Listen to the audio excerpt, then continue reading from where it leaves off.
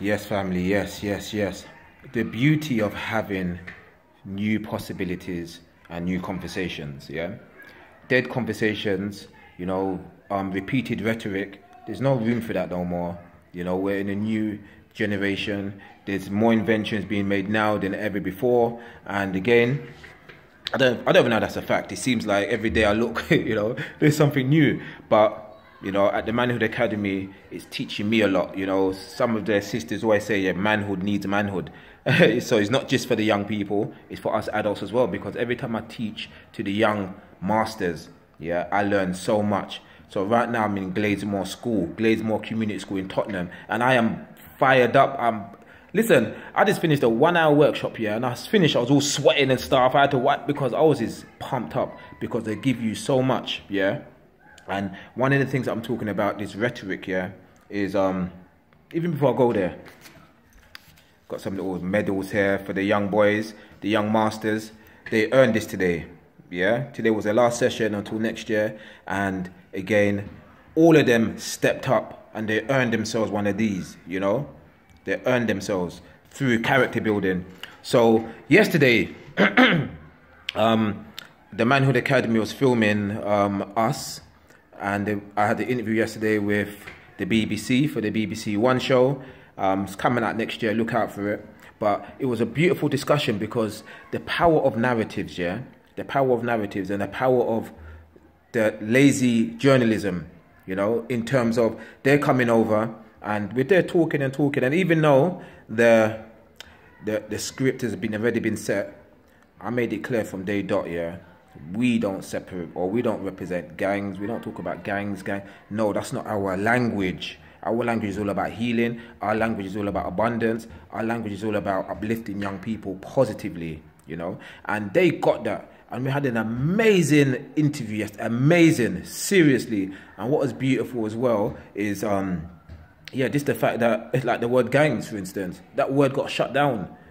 because you might have seen me as a gang member when I was younger, it doesn't mean I was a gang member. It's all about perspective. And that's something that will go through in that interview with so much clarity, And there was even talking about me in terms of, so Mr. Williams, so has your experiences influenced or given me the tools to be able to engage with young people the way I do? And I told them no. Like, everything that I've learned does not influence me in regards to how I interact with the young people. Why? Because I make it clear to the young people today, and I'm alluding to something. Myself and the young people, we're creating together. This is co-creation. I don't enter a workshop and say, I have the answer, here's the template, this is what it is. I've got my stories, yeah? But what we do, we start with a blank canvas and we co-create together. Yeah, we co-create. So for 12 weeks, I've been, and this is what really gets me vexed, yeah? Because for 12 weeks, for 12 weeks, we've been in the school, yeah? And is this young person coming in here or not? Okay, yeah, for 12 weeks, we've been working in the school, and I've not done a gangs or knives or anything workshop. But the reception that I just got, because today's the last day in it until next year, yeah, the reception that I just got was, it nearly brought a tear to my eye. It was deep, because they were literally, putting pressure on me to say, make sure you come back next year. I learned so much. This was an awesome program. Oh, my mum's seen the changes in me. This was unprompted. This was unmotivated. They're just coming out with these things. And again, these are, just the young people that a lot of people might look upon and say, give you that look in terms of, here we go again, young people, stereotype, media narrative. You know what I'm saying? It's like the young people were inspired and they were moved and they were exploring and considering transformational concepts and distinctions based on a 12-week program that spoke nothing about their family. All we spoke about is their family, their values and their principles. That was it for 12 weeks. Values, their principles, like what do they stand for, yeah, and their family. I didn't scare them with let's talk about statistics, let's talk about prison, let's talk about gangs and guns. Oh, you have to do this, otherwise you're going to die. And like, we didn't go there. We just spoke about love. Yeah? Let's talk about mum and how you feel about mum. Let's talk about how you feel about, your values and your principles and somebody. Damn. And this is why, yeah, when I was talking to the BBC, I've made it so clear. It's like, I don't need to talk about my experiences.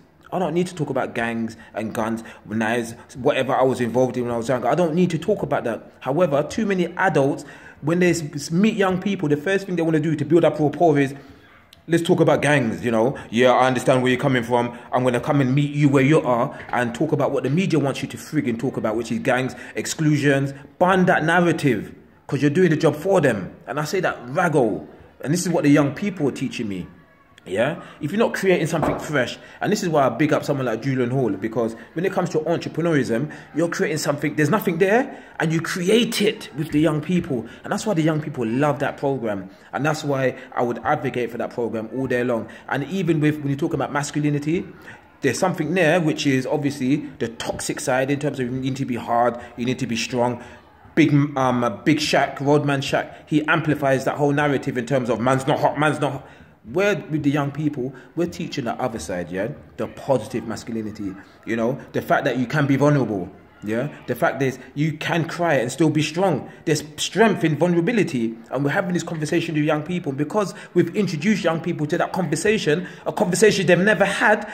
They now are considering transforming. Now, teachers are saying that their grades have increased, their behavior. What's happened, Davis? What have you done?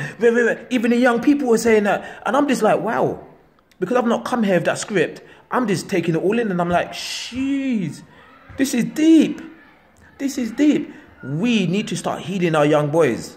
We need to start having healing conversations, and we need to stop, yeah, the mantra, the negative affirmation of knives, knives, knives, guns, guns, guns, you know. Yes, they exist, yeah, but how are you going to transform a young person if you're not having an emotional-led conversation with them based on love?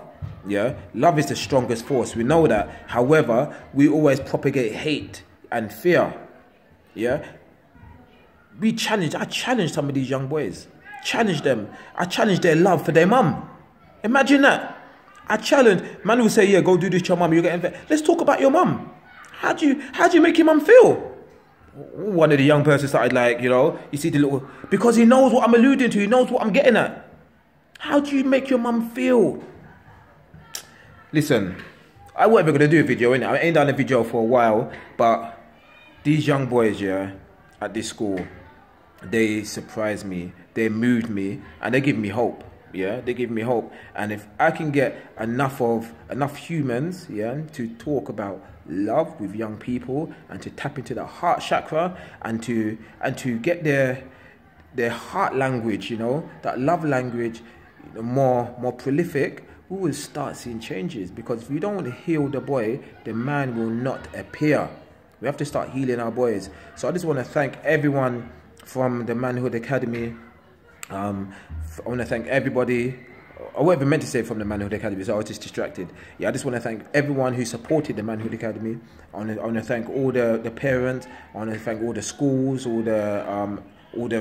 everybody, all the human beings out there. Like, thank you for the shares, for the likes, for the acknowledgement, and thank you for like believing in us. Because I'm going to be honest with you, yeah, when it comes to this conversation here, it is a new conversation that we're having. And it's new, why? Because if a young person's not had that conversation before, and then you're introducing it to them, it becomes a new conversation.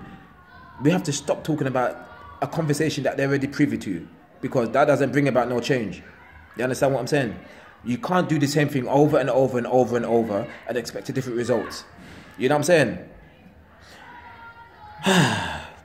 I'm gone now. Gladesmore, thank you so much. Peace and love.